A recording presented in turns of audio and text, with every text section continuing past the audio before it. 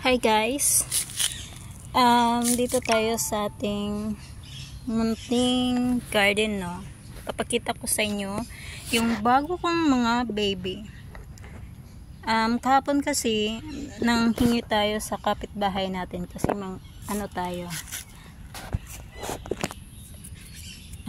patay gutom charot hindi.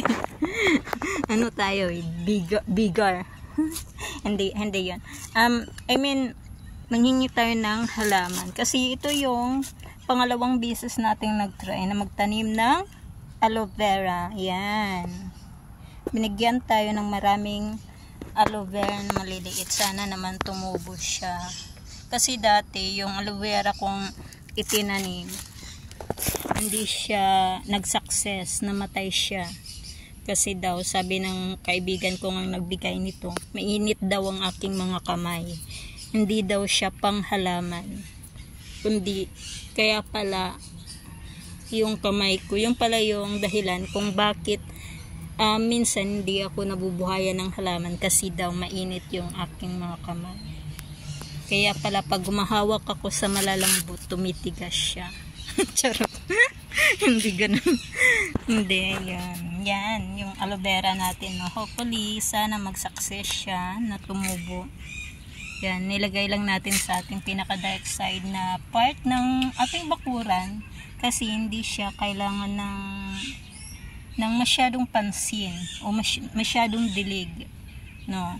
Ayaw niya yung lagi siyang dinidiligan, no? Dahil hindi siya OFW. hindi siya mahilig sa tubig. Yan, kunting dilig paminsan-minsan, yung hindi lang siya mag-dry, yung minsan mawisik-wisikan ng tubig para maging moist ng paminsan-minsan ang kanyang lupa. Yan. So i-update ko kayo in the next generation sa future kung lumaki ba siya or nag-success ba, kasi pangalawang business ko na to hindi pa rin, sana hopefully mag-success siya kasi nung unang business nag-try tayo, hindi talaga siya nag-success, no? So yan, sabi ko try and try until you succeed. Okay guys, yan ang ating aloe vera on the pot.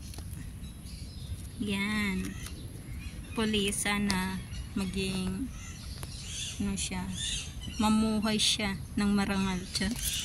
Mamuhay siya ng malusog.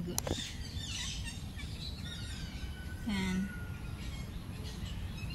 Kasi marami tayong paggagamitan ng aloe vera. Yan. Maganda daw to kasi sa buhok. Pagpa-shine, pagpa-dulas sa mga hindi dumudulas. Okay guys, ganun lang yan guys. Thank you for watching.